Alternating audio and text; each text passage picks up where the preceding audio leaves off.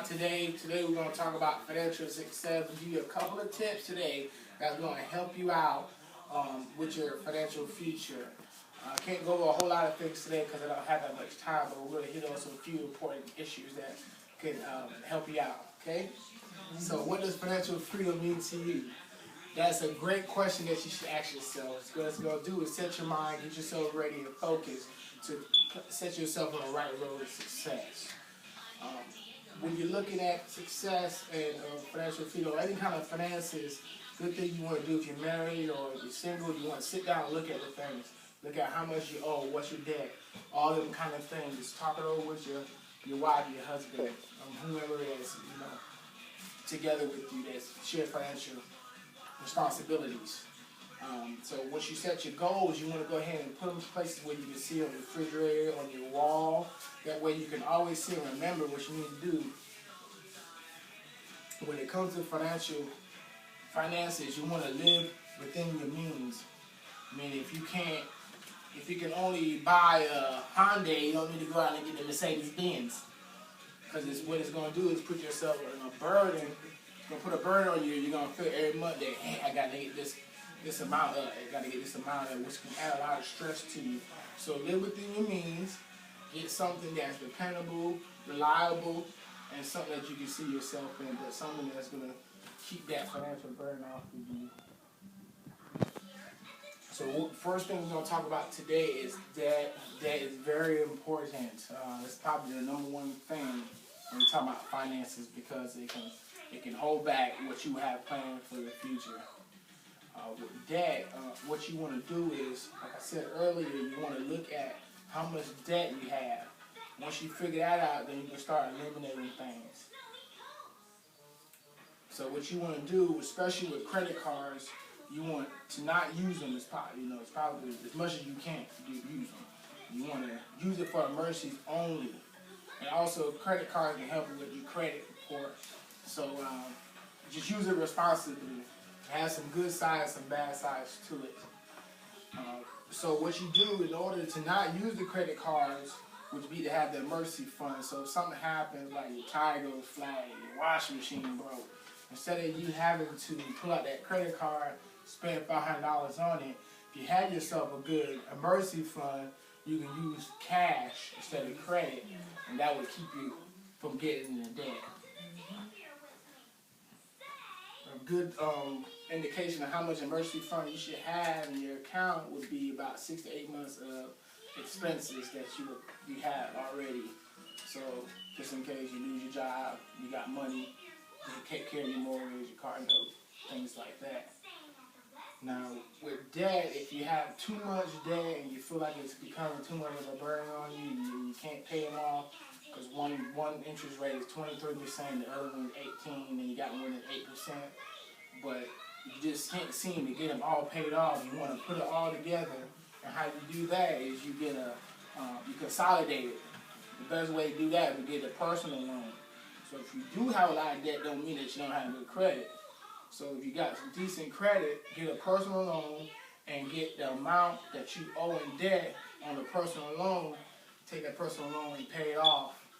All the other debt, that way now, everything you making one payment on everything. You probably wouldn't want to use the commercial type debt consolidation. Try to do it on your own. That's the best way of doing it. Go to your local bank, Federal Credit Union, or something like that, and get your personal loan for the amount that you need. Now, another great thing we want to talk about today is a will. A will is very important for you after you pass away. That will becomes very important to the people around you that you love, people around you, your husband, your wife, your kids, because you don't want nobody fighting over the house, the car, nothing like that. You want to have everything set up. This is going to go, the house is going to go for this person, the car is going to go for this person, this piece of jewelry is going to go for that person. Don't have to tell everybody who's going to get what. You just let everybody know that there's a will set up and, everything will work itself out at the time. Another thing about debt, another thing I want to go back to that, what can help you out on debt, if you are buying something like a car, if you have more, like $2,000 or $3,000, or half of the car total, if you have it, just go ahead and put it down at the time, so that now your payments will be cheaper, and you don't have to come out of pocket every month all the time, just in case something comes up that you're not sure of. The next issue we'll talk about is insurance, life insurance. It's very good to have, because what it's going to do, in case of the death, and go back in case you die again, what that life insurance will do, it helps out with expenses as far as, how you're going to get buried. The cost of getting buried is going to be taken care of. That way nobody else has to worry about trying to come up with the money. You don't know what kind of condition or financially everybody else is in. That's already taken care of. All they got to do is pack it up and get you buried. Property insurance is very important too for financial success, because say something come up like a hurricane or something like that, and your roof come off. Without the property insurance, your home, you're gonna have to pay for that out of your pocket. But with the property insurance, you're gonna have a deductible. It's gonna be a lot cheaper than you have to buy a whole new roof. So that's gonna help you financially keep more money in your pocket and keep you going forward. Also, auto insurance is something good to have. With most states, they already require you to have it already anyway, but you're gonna have to have it just in case of an accident. Somebody gets hurt, you hit somebody, they get hurt.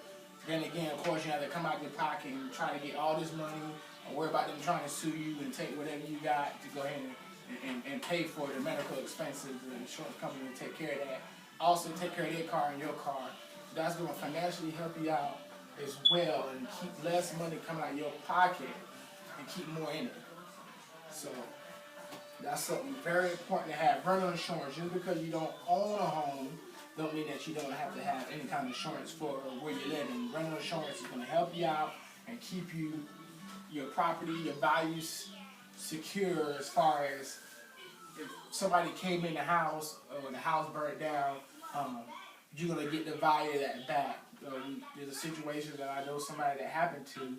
The house burned, caught on fire, but luckily they had renter's insurance, so they got set up in the hotel and everything worked out just right. Without it, they'd have probably been out on the street, and it wouldn't have been a good situation. So even if you rent, go ahead and get the renter's insurance.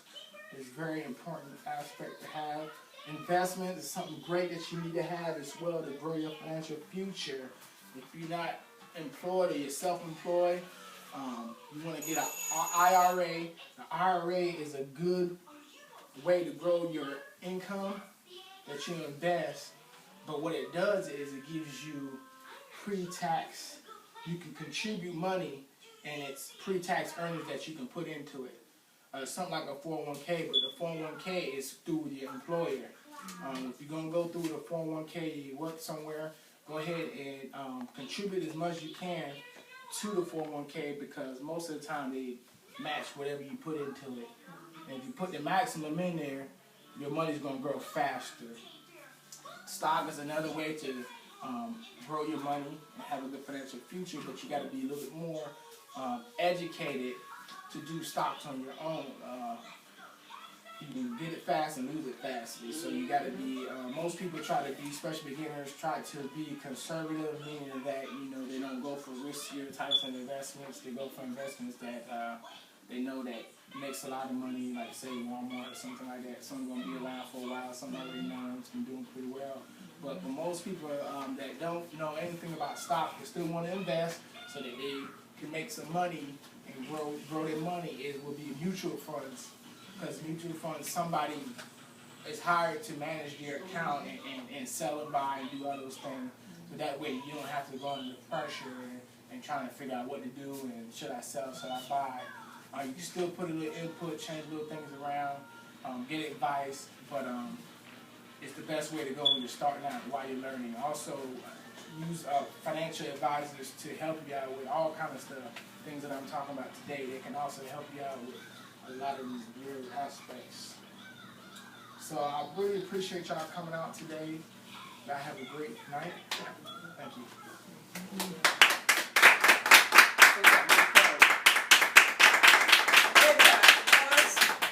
finger finish it, huh? Well, yeah, about 10 minutes. That's a film recorder.